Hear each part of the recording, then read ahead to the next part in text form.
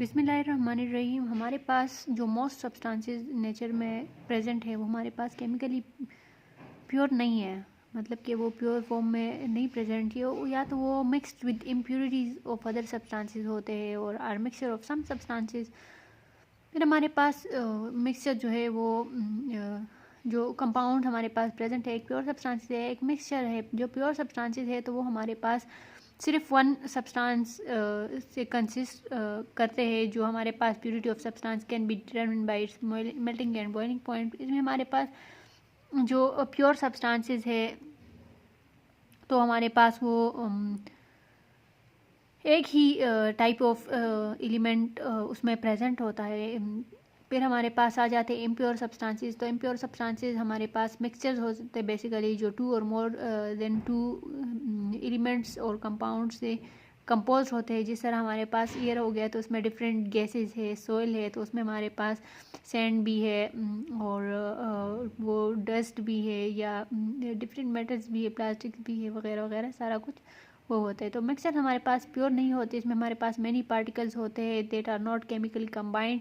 Mixtures फिर हमारे पास two types के होते हैं, होमोजीनियस एंड हेट्रोजीनियस। होमोजीनियस जिसमें हमारे पास for example liquid in liquid हो गया, सॉलिड इन सॉलिड हो गया, और हेट्रोजीनियस में फॉर एग्जांपल हमारे पास सॉलिड इन लिक्विड हो गया।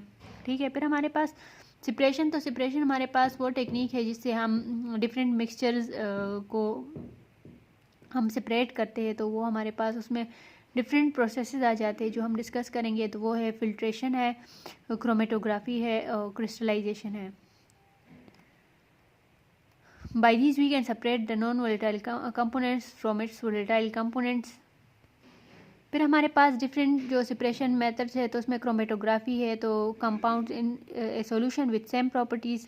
फिर फिल्ट्रेशन जो है तो सॉलिड और group of solids and liquid in a mixture उनको सेपरेट करता है। मैग्नेटिक अट्रैक्शन है तो magnetic substances from non magnetic separate करता है। क्रिस्टलाइजेशन है तो dissolve solids in a solution वो क्रिस्टल फॉर्म में बन जाते हैं। फिर हमारे पास सिंपल डिस्टिलेशन है जो लिक्विड इन सॉल्यूशन है। क्रिस्टलाइजेशन का सिंपल एग्जांपल जो है तो वो ये है कि शुगर इन वाटर। तो जब हम वाटर को ऑपरेट करते हैं तो हमारे पास नीचे क्रिस्टल्स जो शुगर के हैं वो रह जाते हैं। फिर फ्रैक्शनल डिस्टिलेशन है तो मिक्सचर ऑफ डिजॉल्व लिक्विड्स है। फिर हमारे पास जो वो है पेट्रोलियम की फ्रैक्शनल डिस्टिलेशन होती है। क्रूड ऑयल वो होता है और फिर उसके डिफरेंट कंपोनेंट्स बन जाते हैं जिसमें पेट्रोल, डीजल और लो मॉलिक्यूलर के वेट अल्केन्स आ जाते हैं। फिर सब्लिमेशन है। Sublimation substance that sublime from to substance. Evaporation है solid that can not decompose when heated in a solution. फिर फिल्ट्रेशन जो मेथड है तो वो यूज होता है to separate heterogeneous mixture compose of solids and liquids. जो सॉलिड एंड लिक्विड को ये कंपोज करता है यूज़, जिसमें हमारे पास एक पोरस बैरियर यूज़ होता है, फॉर एग्जांपल फिल्टर पेपर जैसे कि आप इसमें देख सकते हैं।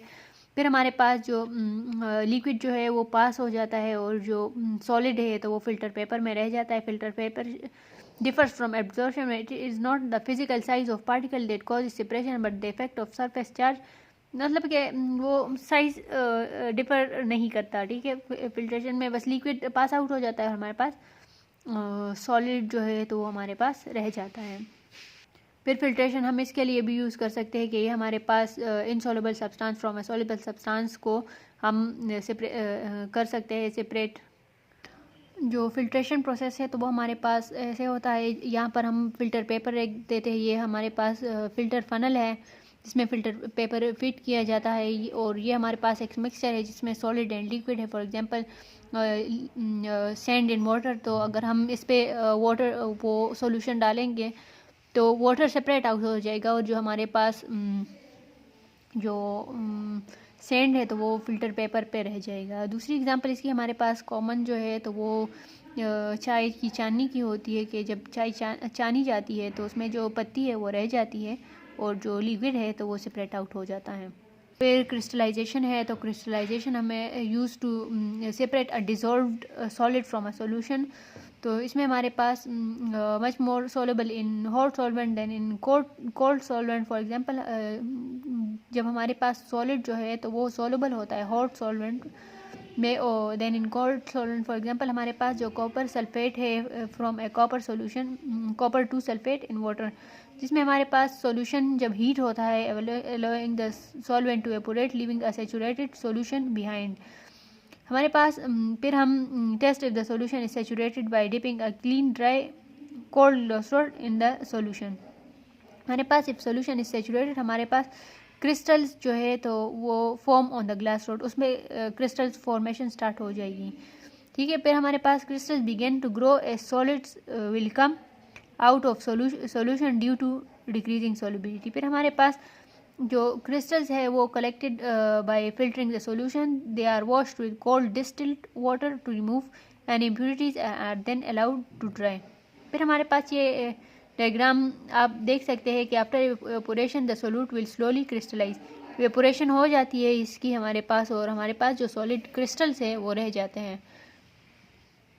क्रिस्टलाइजेशन बेसिकली हमारे पास use for purification of substances होती है। फिर हमारे पास और adding a solid substance in a liquid and stirring it the solid dissolves in the fluid. फिर but when added more and more solid to the liquid, a point comes after which no more solid dissolves in the liquid. This point is called saturation point and the fluid is called a saturation solution. फिर process जो है तो हमारे पास solution is heated in an open container when the solution cools crystal off फिर हमारे पास solvent molecules जो होते हैं तो वो हमारे पास इवेपोरेट होना स्टार्ट हो जाते हैं और हमारे पास पीछे सिर्फ सोल्यूट बच जाता है। और जब हमारे पास ये सोल्यूट जो है वो हमारे पास कूल डाउन हो जाएगा तो हमारे पास जो सोल्यूट के क्रिस्टल्स है तो वो हमारे pass on the surface of solution formation start हो जाएगी। फिर हमारे पास क्रिस्टल कलेक्ट किए जाते हैं और उन्हें ड्राई किया जाता है as per the product requirement. The size of crystal formed during the process depends on the cooling rate. Many tiny crystals are formed if the solution is cooled at a faster rate और larger crystal हमारे पास formation होती है अगर हमारे पास cooling rate जो है वो slow हो। फिर ये हमारे पास प्रोसेस है, फर्स्ट हम सॉल्यूशन जो है तो वो बनाते हैं, उसमें डिज़ोल्व करते हैं impure solid is dissolved in the solvent. फिर हमारे पास वो सॉल्यूशन जो है वो हीट होता है और सॉल्वेंट जो है तो वो एवापोरेट हो जाता है। सॉल्यूशन हॉट है, इसको अलाउ किया जाता है कि वो कूल डाउन हो जाए। फिर इससे हमारे पास जो cold solution is poured off to obtain the crystals. ये क्रिस्टल जब ये कूल डाउन हो जाता है क्रिस्टल्स हमारे पास बन जाते हैं, फिर हम वो पोर ऑफ कर देते हैं जिसमें हमारे पास जो क्रिस्टल्स है वो dry by pressing them through sheets of filter paper उन्हें ड्राई कर देते हैं। फिर क्रिस्टलाइजेशन हमारे पास the fix number of water molecules contain in one formula unit of a salt is known as water of crystallization. फिर हमारे पास अगर हम जो क्रिस्टल्स है सी कॉपर सल्फेट जो क्रिस्टल्स हैं हमारे पास ये हाइड्रस क्रिस्टल जो है तो वो हमारे पास chemical formula hydrated copper sulphate crystallize 5 molecules of water. Salt crystallization is the most practical use of crystallization and it is also the most cost effective technique to create salts today. फिर हमारे पास application of crystallization कहाँ पर आती है, ये purification of sea water में, separation of alum crystals from impure samples, या pharmaceutical industry में हम क्रिस्टलाइजेशन यूज़ करते हैं to as a separation and purification process for synthesis and isolation of co crystals pure active pharmaceutical ingredients, तो इसमें हम use करते हैं, ठीक है। फिर नेक्स्ट मेथड जो हमारे पास है वो है क्रोमेटोग्राफी। तो क्रोमेटोग्राफी हमारे पास वो मेथड है जो यूज़ होता है separate the individual components of a mixture on the basis of their interaction with stationary and a mobile phase. फिर हमारे पास ईच कंपोनेंट इंटरेक्ट डिफरेंटली करता है with the two phases which cause them to move at different speed and separate. फिर हमारे पास ये first जो है डेवलप किया था रशियन बोटानिस्ट मिखाइल ट्वेस ने, जो 1906 में जब वो एक्सपेरिमेंट कर रहे थे विद प्लांट पिगमेंट्स। फिर हमारे पास जो है तो ओवर टाइम क्रोमेटोग्राफी हमारे पास है advance to different types which allow separation from small molecules to complex biomolecules. फिर हमारे पास क्रोमेटोग्राफी में हमारे पास 2 फेजेस होते हैं, एक होता है स्टेशनरी फेज जो हमारे पास लिक्विड जो है तो वो पोर हुआ होता है इस प्लेट के ऊपर, वो सिलिका भी हो सकता है, ईथर भी हो सकता है। और दूसरा हमारे पास मोबाइल फेज होता है जिसमें हमारे पास जो मॉलिक्यूल्स है जो मिक्सचर में कंपोनेंट्स है वो मूव करते हैं, ठीक है। कंपोनेंट्स ऑफ क्रोमेटोग्राफी में हमारे पास कंपोनेंट्स इन पार्ट में हमारे पास सैंपल आता है, स्टेशनरी फेज आता है, मोबाइल फेज आता है, क्रोमेटोग्राफी कॉलम आता है। सैंपल हमारे पास या इनलेट मिक्सचर होता है जिसको हमने सेपरेट करना होता है। स्टेशनरी फेज हमारे पास फिक्स्ड मटेरियल होता है जो सॉलिड या liquid coat on the surface हो सकता है जिससे हमारे पास इनलेट या हमारा जो सैंपल है वो पास होगा।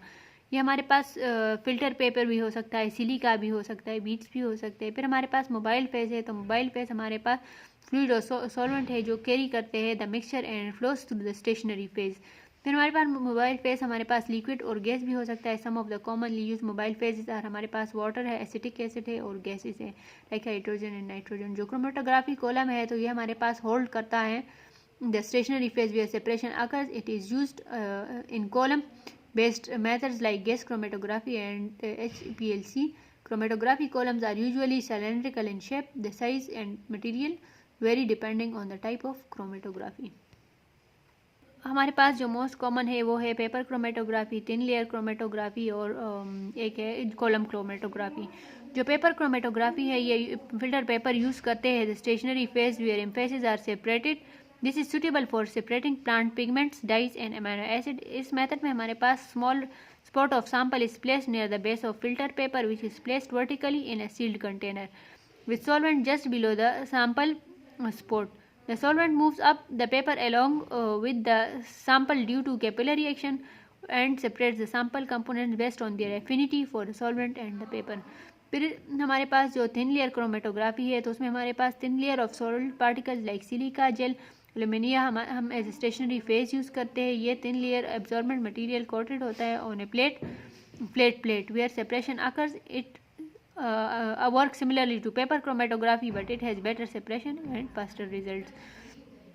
फिर हमारे पास ये मेनली यूज़ होता है फॉर ऑर्गेनिक कंपाउंड्स। जिस तरह हमारे पास ये डायग्राम है, ये हमारे पास एक प्लेट है, उसके ऊपर सिलिका है और बीच में डॉट स्पॉट कर लेते हैं हम, सैंपल को स्पॉट कर लेते हैं, उसे एक बीकर में रखते हैं और उसमें हाफ जो है वो डिप हुआ होता है इधर तक, ठीक है, ये स्पॉट तक, और इसे कवर्ड कर लेते हैं। जब इसे कवर्ड कर लेते हैं तो फिर हमारे पास जब इसमें हमारे पास ये सॉल्वेंट मूव करता है तो इसके साथ सैंपल भी मूव करता है।